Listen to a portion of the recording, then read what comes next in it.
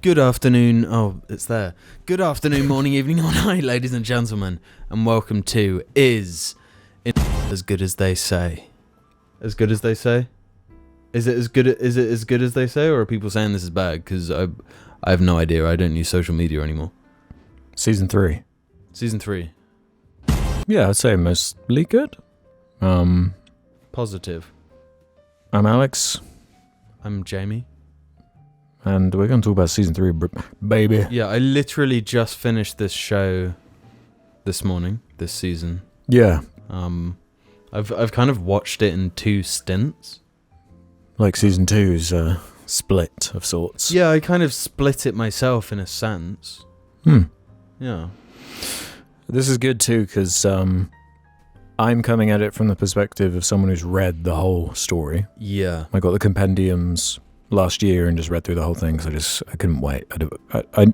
Everyone's talking about it, spoiling it anyway, and like, oh, you have no idea what's coming. You're gonna shit yourself. So okay, I'm just gonna read it then. And you're not a reader; you've just seen the show, so there are still big question marks for you, and I don't know. It affects like maybe how loose you are with like the structure of it, because I know there are sects of people that are like, it's never going to be season 1 again. That's like a Right. group of people. Yeah. And I agree in ways, Yeah, I understand that. as far as like, and honestly, no, I don't think any season is going to have a hook as strong as the first one. Just because the nature of like what it is establishing is like so like exciting. But that's not to say there isn't plenty of good stuff to come, loads to explore, all of these different arcs and threads. Top level, I think season 3 is a lot better than season 2, personally. And especially the last 3 episodes made me, I don't know, they relaxed a few of my fears that I've had, knowing what is to come, and kind of having this while watching season 2. I was like, I don't know how they're gonna do some of this. Like, I don't know how they're going to achieve it. And the end of this season made me realize, like, oh, they might actually be able to do this shit. Okay. Like, they might actually be able to pull this off. Now, are you alluding to like action sequences? Yeah, no spoilers. I won't spoil anything. Yeah. This will be a full spoiler discussion of what has happened in the show, but I won't spoil anything from beyond in the story, just to be clear. Yeah, so spoiler warning. To quick throw in my opinions. This season, I felt it was less consistent than season 2, but like, those last 2 episodes specifically, boy, am I big time on board. Yeah. Yeah, like big time on board. You know, I fucking love this show. I really love this show. No, because I guess you had them just there to like watch. Yeah. When I finished episode 7, like the ending of that episode was like so unbelievably hyped to me. I was like, yo, you're doing it. You're actually doing it. I'm getting like the shivers down my spine. This is like so cool. Yeah. This is making me feel like a kid type shit. But I'll mention the Metacritic or Metascore, if that means anything to you. Only from 6 critic reviews is 74. And the user score from only 71 user reviews is 7.7. I guess, I don't know, in totality as a season, perhaps I could see that. There's one episode in particular that is just like a kind of a nothing, like whatever. The episode 5 with the like dragon or whatever, and like Mark and Eve establishing that business. Yeah, it's fine. Yeah, it's fine. I'm sure the thing this show does, which I've never experienced with any other show, is like the weird multiple loops. It's like a rolling wave of storylines. Yeah. Where there's like... And things you think that are just like throwaway. Yeah. Will be reincorporated in ways that you just didn't expect. And there's one of the... No, I'm not even going to say. Like, in what, are you alluding to something that hasn't happened yet? I'm just like so excited for like some of the stuff that I know that like you don't. And so, yeah, some of the best stuff is yet to come, I guess, Okay. in my opinion. That's cool to hear. So how do we want to go about this conversation? Like episode by episode? I feel like that because there's only 8 episodes. It's quite they're quite condensed. It's like a big chunk of the compendium that they've carved out. It's probably going to be 7 or 8 seasons, maybe, if they do it all right. Really? Uh-huh. So you reckon 4 or 5 more seasons? Yeah. Okay. Yeah, probably. Cool. Maybe slightly less. I don't know. I mean, I'd be happy with that. They dropped it I was watching it week by week, like whatever was available. They dropped the first 3 episodes. Uh-huh. I watched those in a stint. Where I had a few fears about the Oliver character. We start there. Where I was like, this annoying kid's like got to be involved. This is like the young Robin type problem where it's like this lame kid's attached to this character that I want to be seeing. Mm-hmm. But I love what they do with Oliver. And it's like, especially in that last episode, like what they're depicting this child go through is like really horrifying. Yeah, I thought his whole arc, and because it looks like it's going to go to a really dark place. And this whole season is like teetering on this horrible, like, kind of real look at superhero type media. Like, because am I right in thinking season 2 ended with Mark thinking that he killed Levy? Yeah, Angstrom, which was like a big moment for him. And I guess the arc of this whole season is like him at first being horrified with himself and his younger brother for like being so nonchalant about murder. Yeah, because he takes out the twins. Yeah. The blue boys. Yeah, which is like brutal. And like, are they just dead? I can't say. Yeah. But this is another aspect of the show where like something will happen, like with Rex in the previous season when he gets like shot through the back of the head or whatever, and his head is like exploded, and he comes back. So then you start to think, well, maybe like nobody ever dies, but then somebody does die, and it's like, oh, and then you're constantly guessing. You don't know like what you don't even believe that what you're seeing in the moment is like all of it. Yeah. And that's a good way of encapsulating season 3. It is about Mark like struggling how far he wants to deal with like the consequences of what he's doing. Yeah, so if season 1 was more like about the mystery of his dad basically and why he did what he did by killing the Justice League, and then season 2 was more about like him realizing I don't really need to go to college, like it doesn't make sense for me and my abilities, and it's like a waste of time.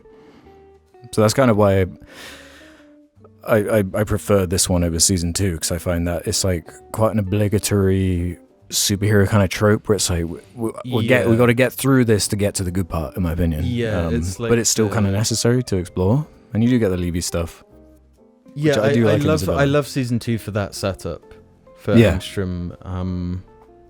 I think the villain work they do in Invincible is almost second to none. Yeah, the villains are like almost the best part. They're setting up these, and like I thought when I first got introduced to Angstrom as a character, I'm like, okay, this is like a one trick pony. Like, he's in this episode, then it's over. And then season 2 ends, and I'm like, oh, okay, that's his like story.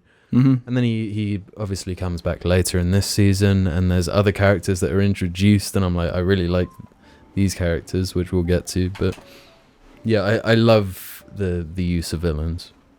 Yeah. After those first 3 episodes came out, I was like, those are decent, but like we need some kind of escalation. We need like more of a hook to indicate the like grander scale of what this story looks like or what direction it's headed.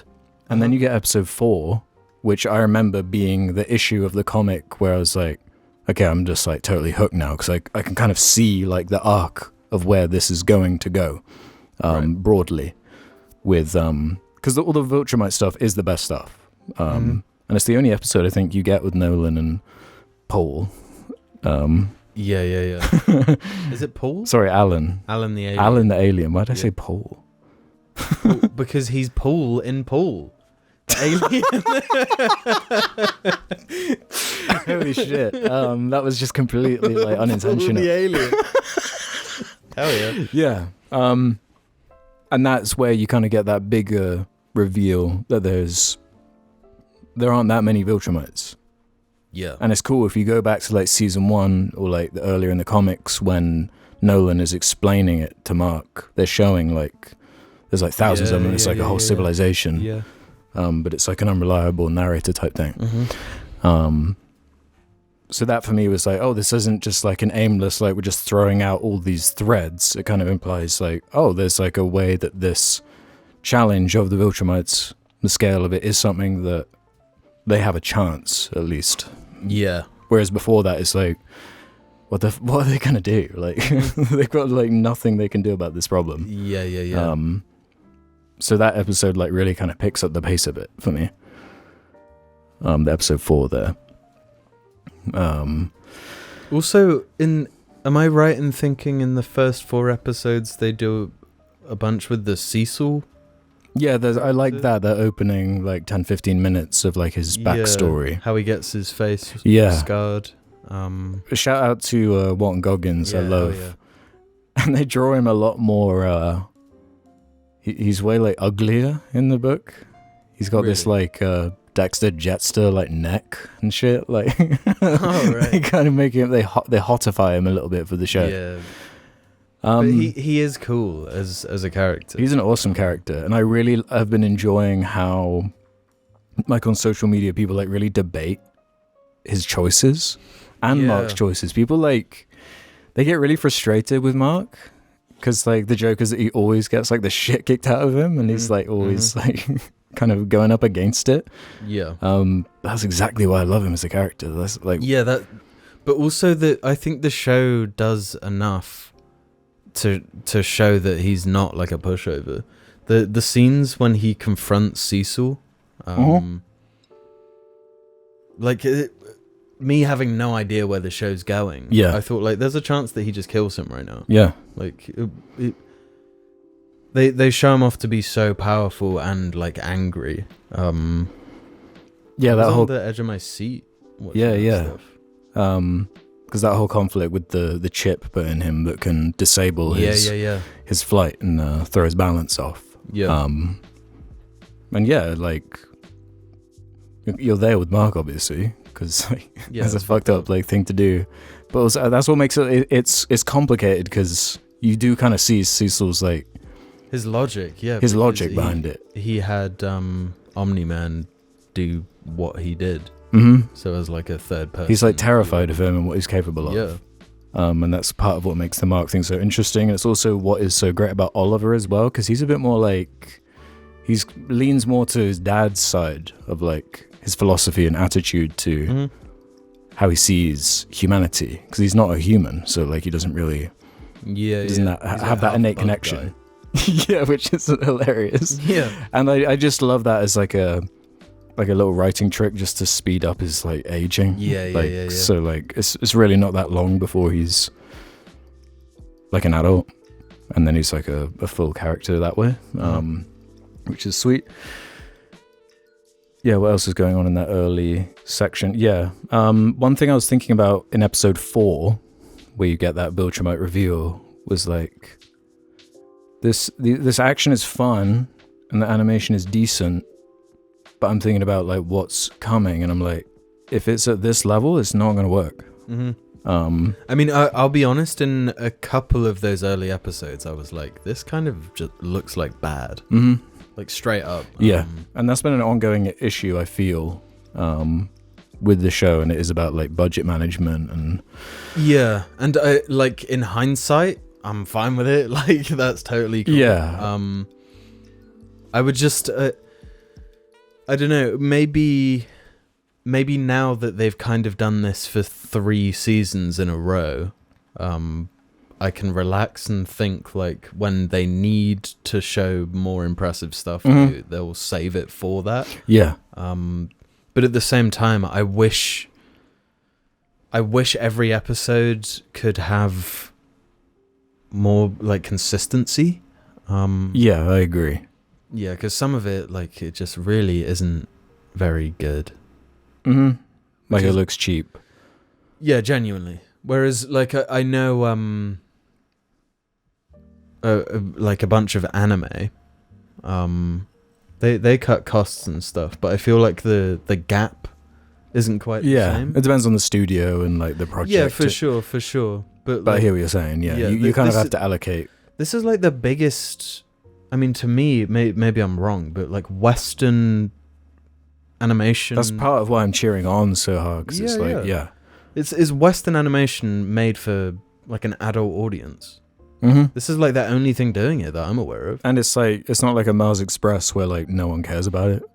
Like, he's in Fortnite. Like, yeah, we're heading towards season 4, so people got to be watching it. So it's kind of a huge thing for the genre.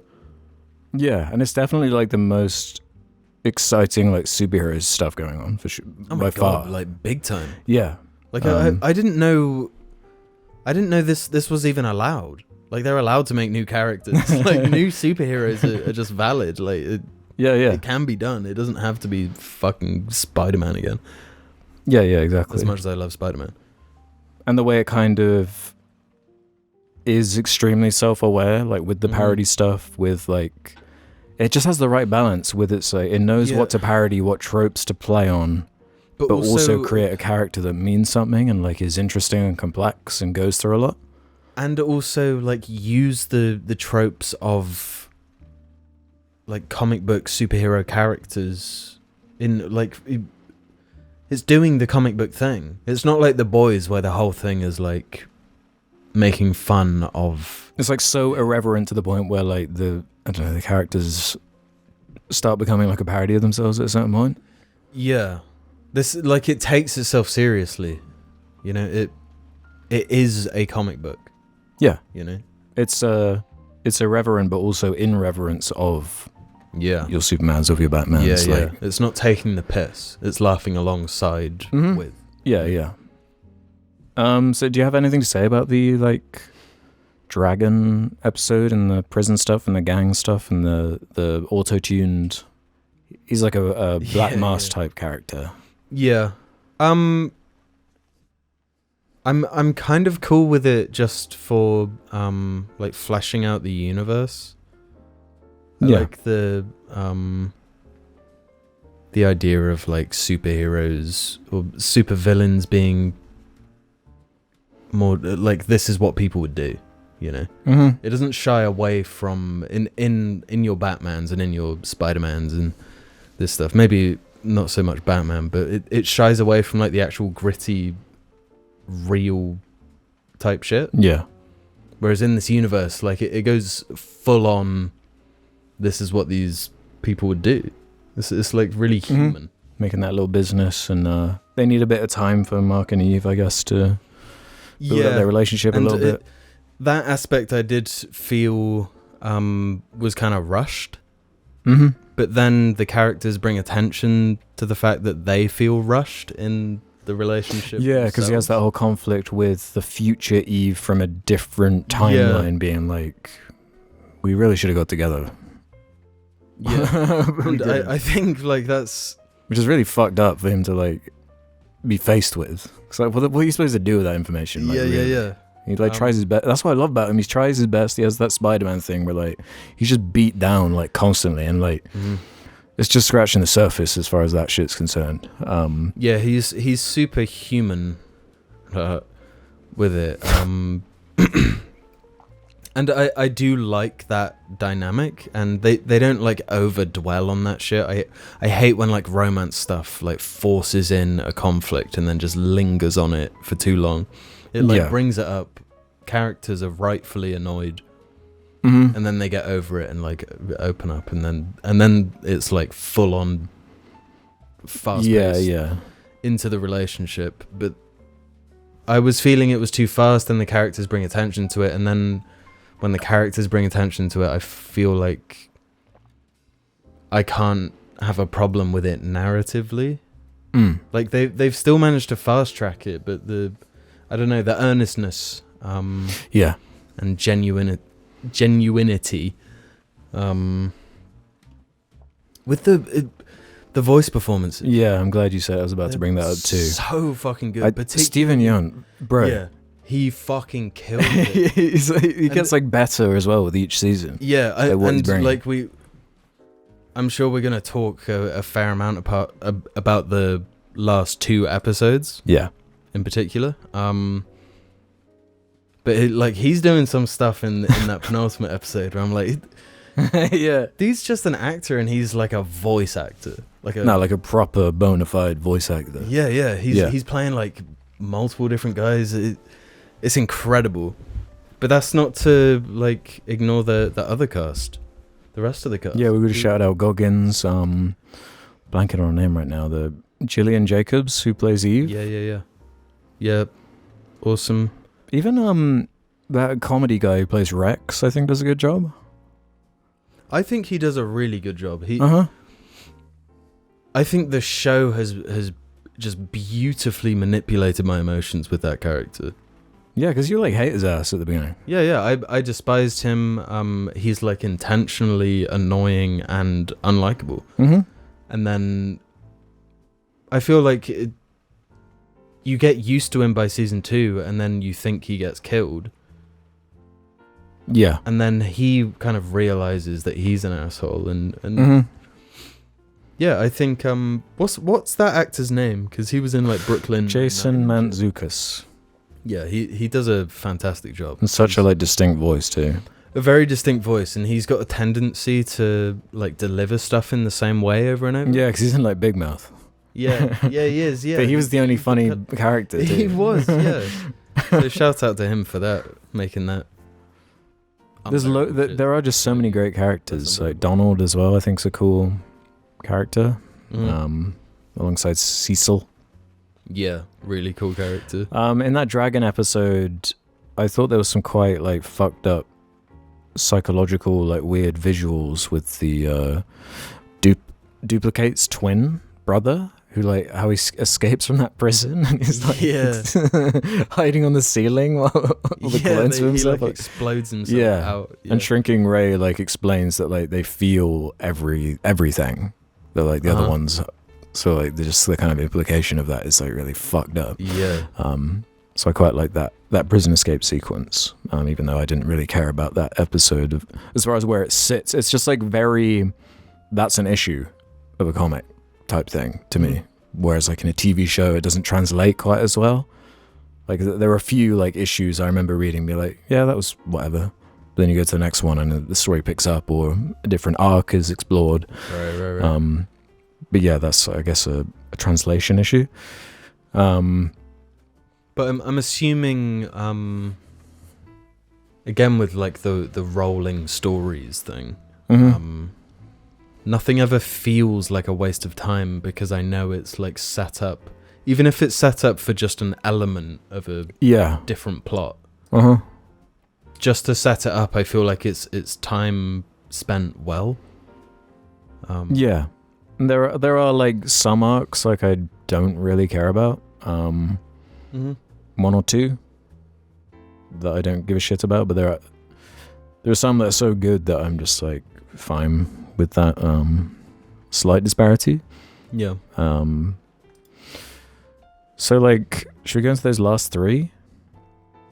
Episode 6 with the electric dude. Powerplex. Aaron Paul. Yeah. And they like draw his wife to kind of look like Jane from Breaking Bad. I was wondering if that was intentional. It must be. It must be. Because she's played by the fantastic Invisible Woman. Oh, is she? Yeah. I'm trying to find her. Fantastic. Oh, Kate Murray. Yeah, you're right. Yeah. Yeah, House of Cards. Mm-hmm. Yeah, that's Sorry, right. I'm terrible with names. Yeah, again, I guess this is the proper start of like Invincible having to reckon with the consequences of his existence. It felt to me like what they were trying to do in BVS, but kind of pulling it off a lot better. Yeah, it's like the start of it is Yeah, like very for sure. like analogous with like he's watching it, and it just goes to like such a level of brutality yeah, that like you can't ignore. yeah, like a realistic. I mean, realistic isn't even the right word, but just No, because it's still like inherently kind of goofy and yeah, it's like pulpy. brutal. Yeah, I mean, the last 3 episodes in particular, the last episode is ridiculously brutal, but just hammering home the horrible nature of like imagine a clash like this big, like a Superman versus Doomsday type. Yeah. How many people are dying? What does the damage look like? How long does that take to repair? Yeah. Who does that radicalize? Yeah, that's kind of what and it 100% would. And the way they sell it, again, I think Aaron Paul fucking kills it.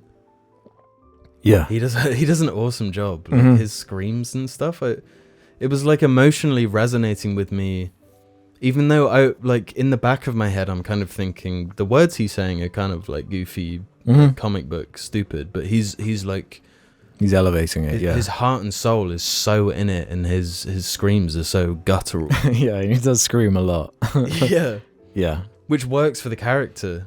I love when a character and their superpower like amplify each other. It's like a visualization of something internal. Like It's like being 100%. externalized. Did you see the ending coming with his wife and child? I didn't see it coming until like they're put into a situation. That scene. I still thought like I thought like, yeah, but they're not though. Right, yeah, that's too dark. It's like a baby. Yeah, You know? they're not gonna zap that baby, man. Yeah. Yeah. No, they zap the fuck out of that baby. Yeah. They charbroil that baby. Yeah. Like, but it's important for that character because he's like he's taken so far at that point. Like he needed to lose something for it to like mean and it's what it like does. another thing for Invincible to like. It's really horrible for him to like go through as a main character. Yeah. And like quite. But also to take responsibility for. And I feel like identifying with Invincible, it's like you're throughout this season being radicalized in his place. Like, what the fuck do you actually do? Like, Well, yeah, what is he because you- supposed to do? He's in an impossible situation. yeah. You agree with him. Like, he's a superhero. He's got these ridiculous powers, and he shouldn't kill people, really. But at certain points, it's like, how do you say that it wasn't the right thing to do? yeah. Like, sometimes it kind of is. The stuff with Ray, shrinking Ray and Rex. I obviously knew where it was going, and it was like you're doing the Walking Dead thing where like it's too they're fucked. Like or at least one of them is fucked. Yeah. In the comics, Shrinking Ray I think is dead at this point. Oh, really? They actually like brought her back, I guess, to give Rex a little bit of a relationship, a romantic thing going on to make it, I guess, sadder. See, that didn't necessarily read to me as like Rex is gonna die. I to me it was more if I thought if he was gonna die, then he would have died when he was shot in the head, when he looked like he was dead. Right. Yeah. For them to then bring him back to have this like redemption arc and just start a new relationship. I mean, in hindsight, like, duh. Yeah. But it gives it like more of a tragic kind of... Yeah, because this is like his... I guess it's his second... No, it's like his third or fourth relationship in the show. So yeah, I thought this was going to be like the start of them becoming like a power couple thing. Yeah. And I guess I'll mention now with the Shrinking Ray thing. It's probably my biggest problem with Invincible, and it is like just a long-standing comic book problem, is just characters coming back like after they've been killed.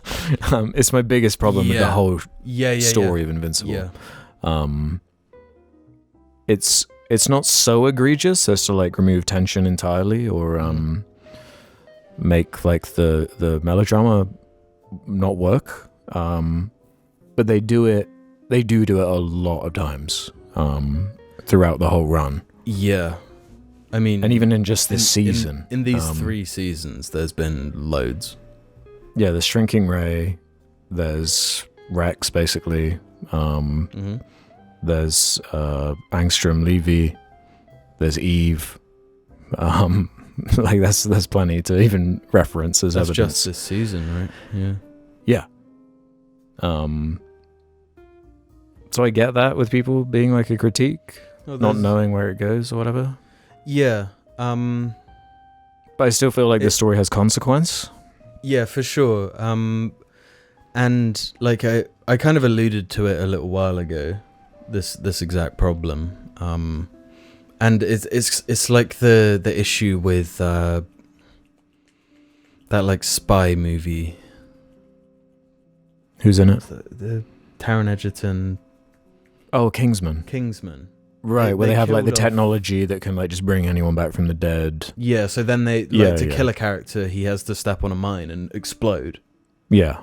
So then Rex has to like explode. He has to explode himself for you to believe it. Yeah. For you to know that he's actually dead this time. Yeah, you don't want it to become like the Fast and Furious problem where it's like, oh, from this angle they were actually fine. Because they did it with Replicate as well. Like, that's another one. Like in the same scene where Rex looks like he's dead. It is. It's like, come on. It's a plus and a minus. You know, I don't mind it when it's like clever. Like when it's a character like the Duplicate one, where like that makes sense to me that you would have the OG version the like just miles away, like just completely out of it, and keep it a secret so nobody knows. That was kind of an interesting reveal to me. But when it's like Shrinking Ray doing it and fucking Armstrong Levy as well, even though I like where that goes, and that's kind of what it is to me. It's just like, where are you taking this? What are you doing with it? Yeah, that is because even like the Eve one in that last episode, the implication with her like clothes or whatever has like a weird like goop. It starts gooping. It's there's clearly some kind of consequence for they're setting something up. Yeah. So it kind of depends on the character and how they go for it. Yeah, I'd agree with that. So let's go into episode 7 then. I was really excited for how they were going to pull this one off. And this was the first one where I was like, oh, you might be able to do this shit. The jump in animation quality is like instantly noticeable. I mean, I was hyped the second it started. Really, I'm glad because they set up relatively early on that something is watching Invincible. Yeah, that's like a through line. The little drone eye keeps watching them. Yeah, and I'm glad that didn't go on and on. Who did you think that was? I genuinely, I thought it was going to be like something new. Right. I had no idea. And the reveal that it was him, Angstrom. At first, I did kind of feel that like, so it's undone because it's like a big deal. As like it's like a whole thing. The way it wraps round in the end, where Mark has that finalizes the lesson. Oh, I should have killed him. I should have. Oliver was actually kind of right. Like, I should have killed him more than I killed him the first time. I should have ultra killed him. I should have Viltrumite karate chopped his head off. Yeah, and like it just exploded him basically. But the introduction of like 20 Invincibles.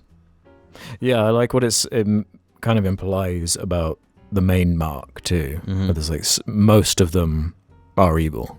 And there's something special Yeah. about this main timeline one. Yeah. Which again feels like them acknowledging that like human angle. Yeah.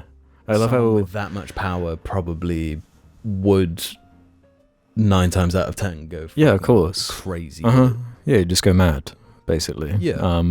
My love, it's called the Invincible War,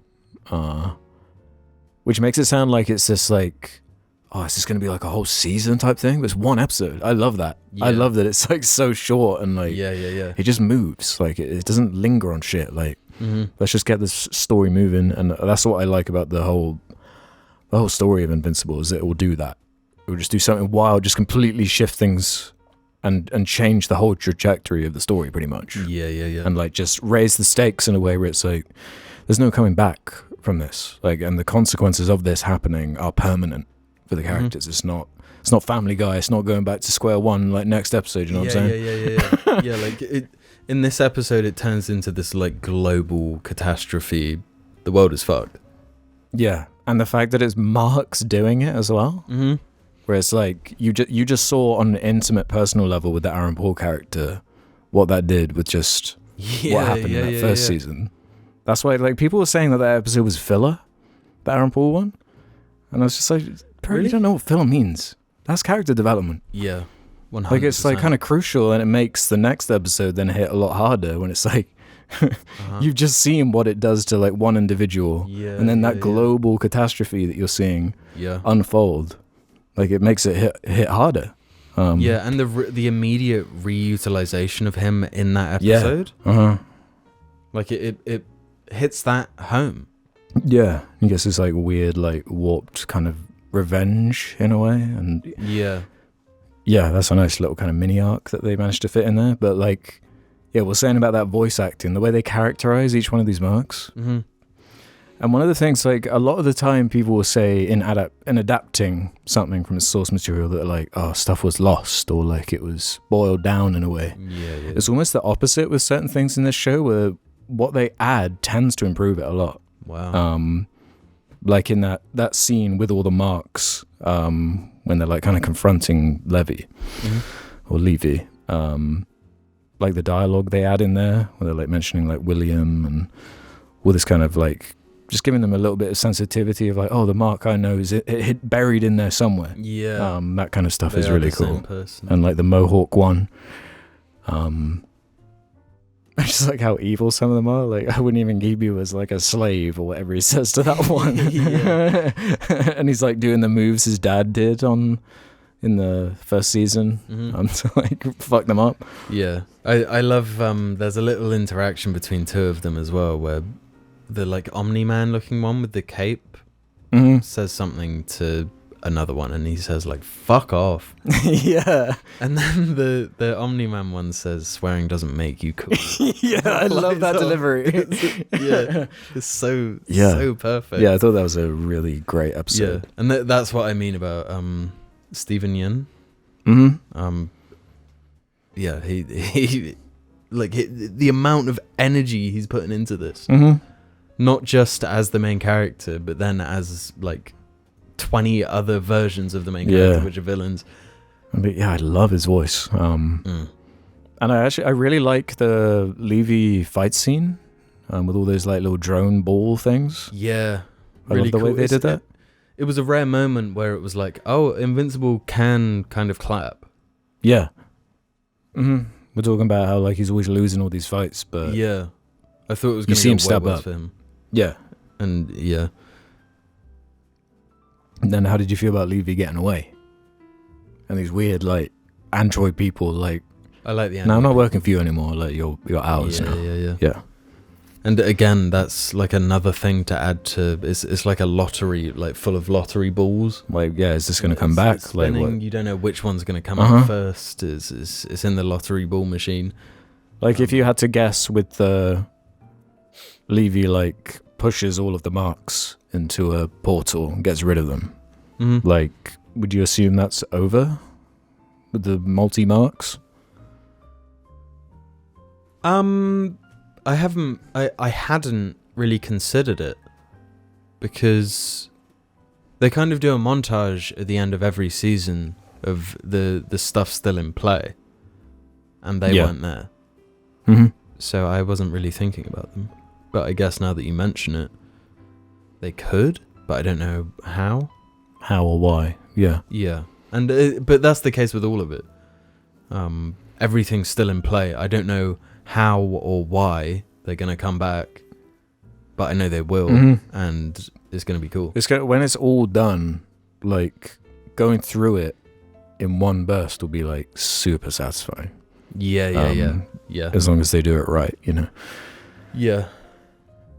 And I mean, just to touch back on the like characters dying and not dying thing. I kind of in the part of me that still loves like the old school Batman. Yeah. The cartoon. Batman the animated TV, series. the Superman one. Uh-huh. The Justice League one. Like you don't want these characters to be out of play ever, because right, like it's like about being in the heyday, you know, of that superhero. Yeah. You want them to be able to have these interactions with these villains or heroes again. Like you want these different matchups. Yeah, you don't just want to take them out. Yeah, it could so easily be a waste. Like if Angstrom had been killed at the end of season 2, we wouldn't have had that penultimate episode this season, which was like if it went straight from Powerplex to the final episode, I don't think it would have worked as well. And like I love the start of it where Cecil and Donald are like just post beating one of them, and they're like in ruin. Bot things are like, there's only a couple of them left. He's like covered in blood or whatever, and it feeds back to the earlier episode where he's like kind of proven right by that. And you're seeing through them. You're seeing like the worst case scenario basically of like what Mark could do. So I love that adds some more texture to Cecil during that.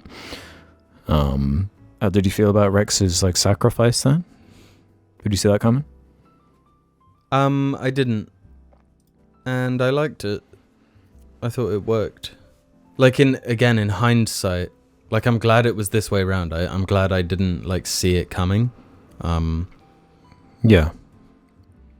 And when it happened in the scene, I could see it coming. And yeah, I think it worked like emotionally. Yeah, I liked it. And I guess finally, episode 8, I Thought You'd Never Shut Up, is the name of it, where Conquest arrives. And that's like the end of episode 7, which I love we made a joke about the title card at the beginning of this. In episode 6, when Aaron Paul's doing his like rant, and they keep flashing it as like a funny little joke. Boom. But then when episode 8 starts, like there's no like gag. It's like it starts with the title card, then it's just go. Like it just resumes immediately from the cliffhanger of episode 7 with Mark giving that little speech or whatever. Like, all of this is my fault, and I just want to punch something real hard. Yeah. And then he just launches. Had you ever seen the Conquest character before? Because before I read it, I'd seen like pictures of him and stuff, and found him like intriguing. No. Yeah. But I think he's a really cool, fucked up character. Yeah, he's a really fun villain. And that casting's good. It's been like pointed out to death, with it being Negan from The Walking Dead. So they can like switch around the right. I didn't even realize. Yeah, give Glenn a little bit of payback. Yeah, hell yeah. No, that makes sense. Which is fun, but it was a good casting decision too. Definitely. Yeah, I thought he worked really well.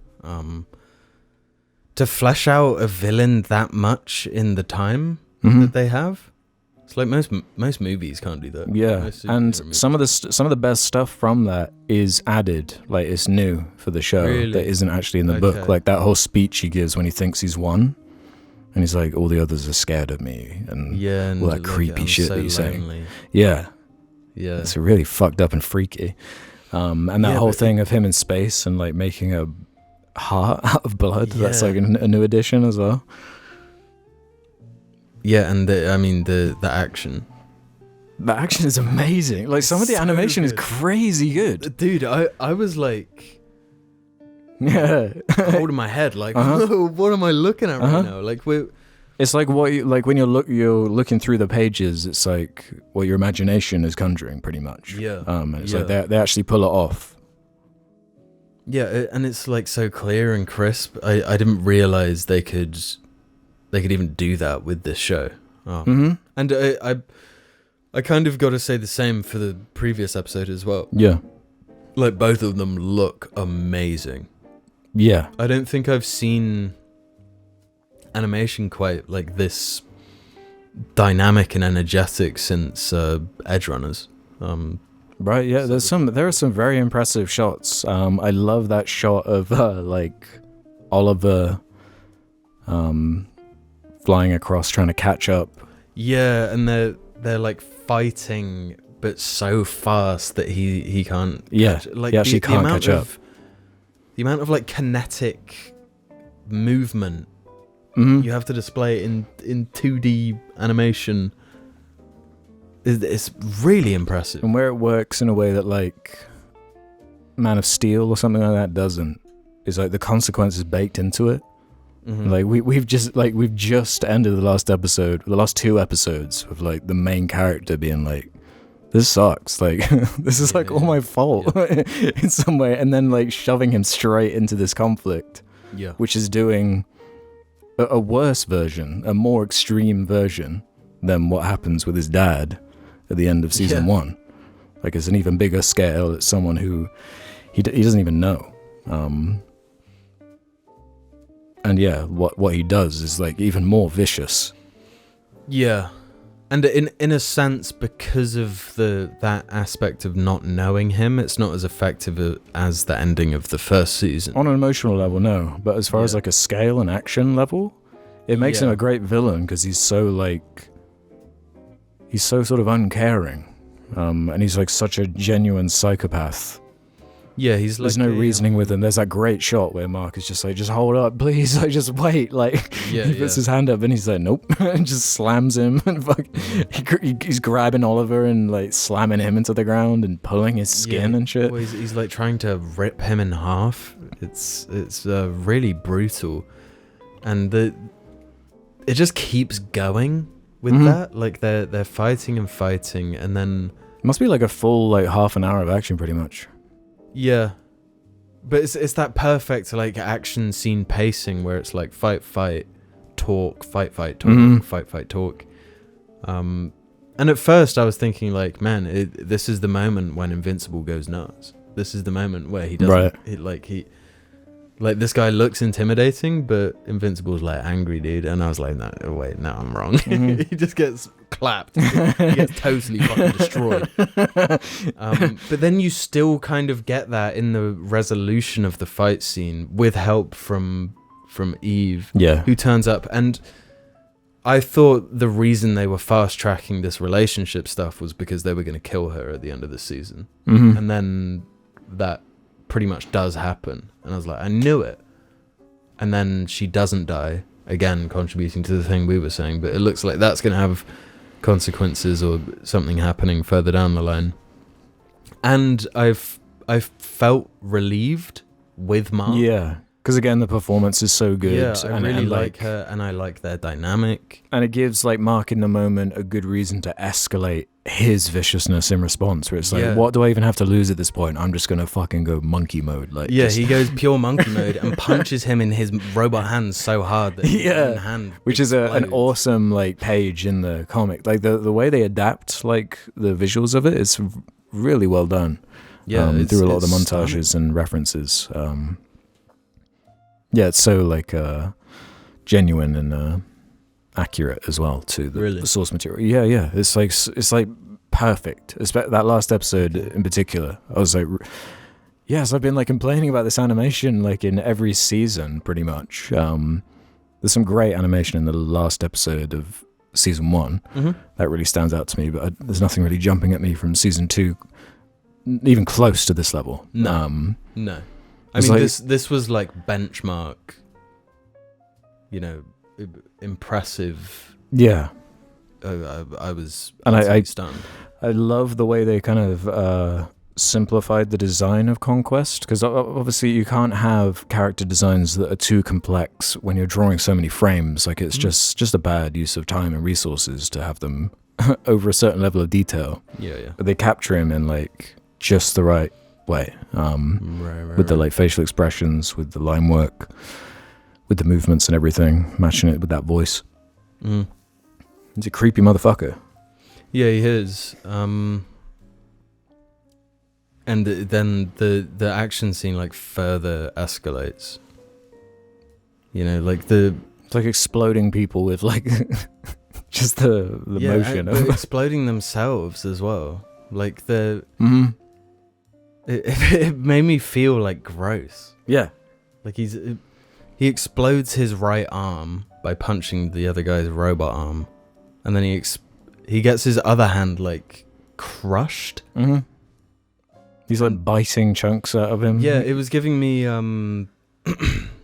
like Attack on Titan vibes. Yeah. Of like brutal. So then, because Mark has no limbs left, he's like biting him on his shoulder, headbutting his ass, tearing like, exploding his own shoulder head out. Yeah. And then just slamming him in his face with his head. After he's been like lasered, he's been cooked, he's been air fried by Eve. Just the escalation of everything is... They do some great animation stuff. Eve is a good character to get kind of creative with a weird like pink shit. Yeah. They do some cool stuff there. Yeah, I was like giddy with this one. And it was the first time I was like, shit, like, bro, they're going to do it. They're actually going to do it. They might be able to pull this off type thing. Yeah.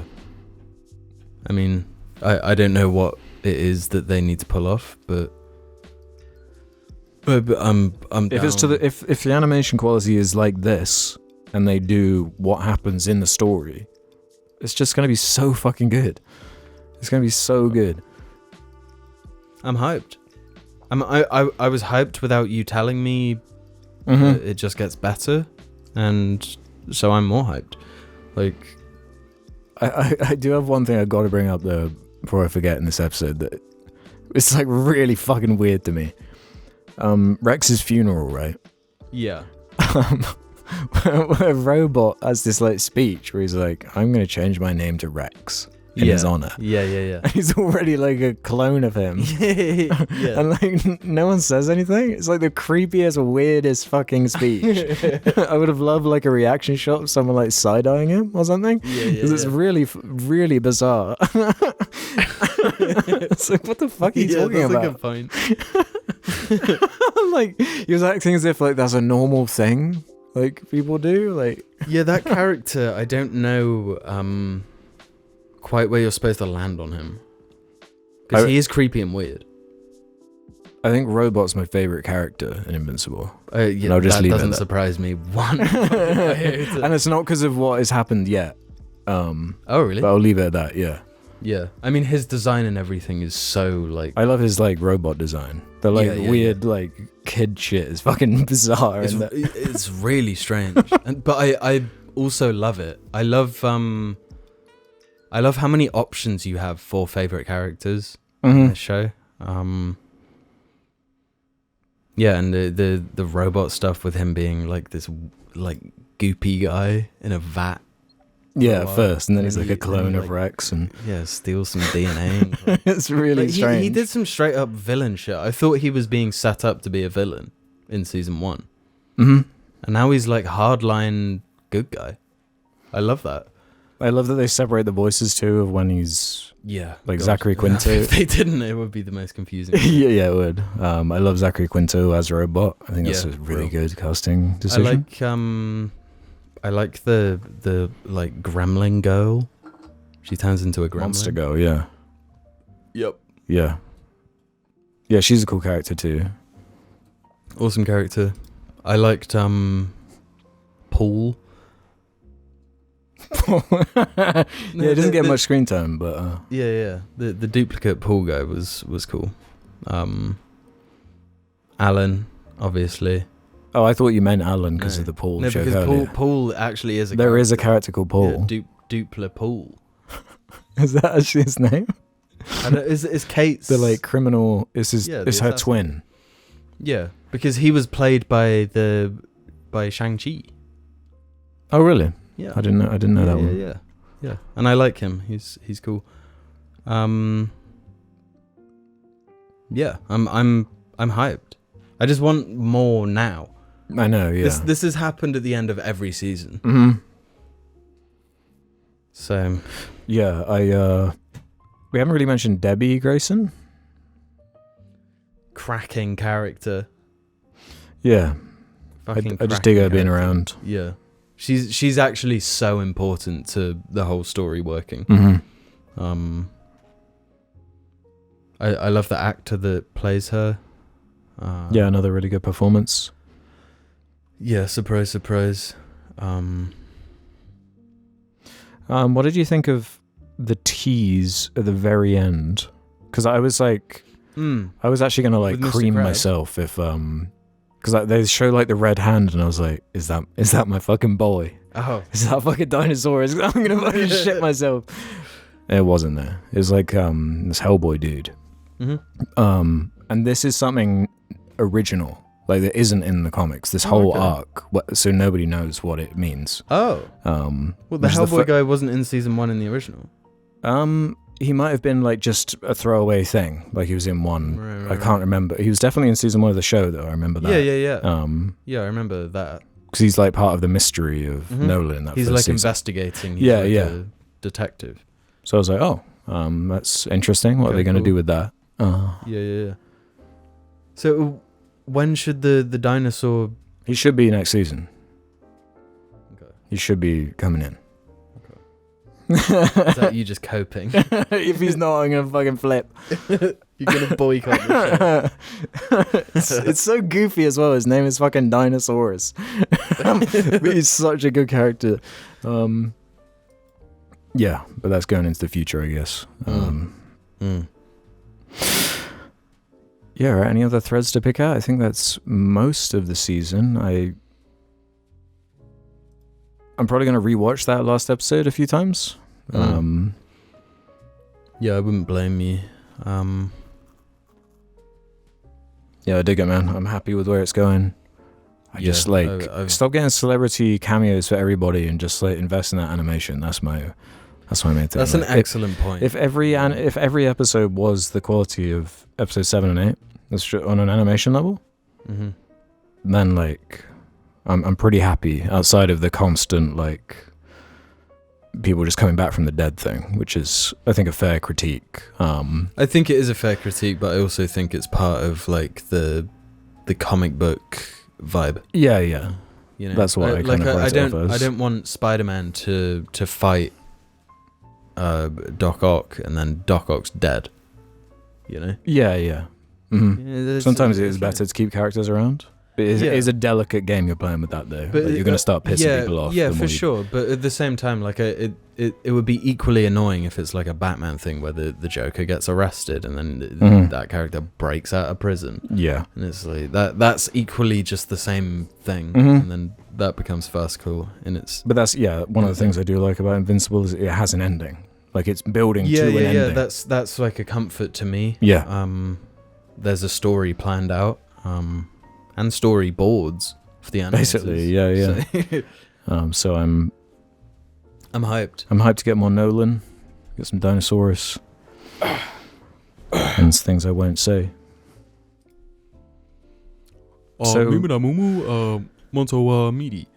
Is Invincible season 3 as good as they say? It's better.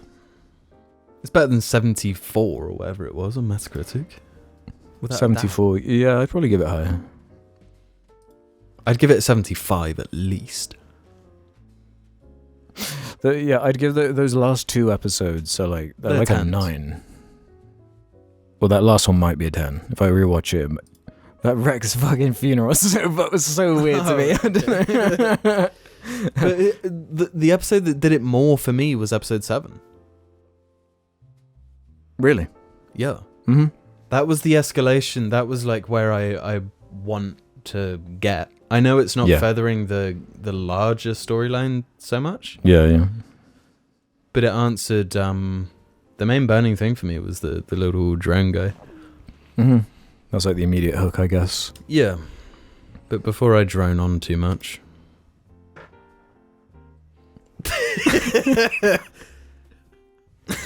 Stinky. Yeah, I think that's pretty much covered. That was a nice meaty conversation. Yeah. Yeah, 100%. What do you think? Are we wrong? Do we have the wrong opinions? Tell us down somewhere. Is it all just filler? Maybe it's all just filler. Maybe we're making filler right now.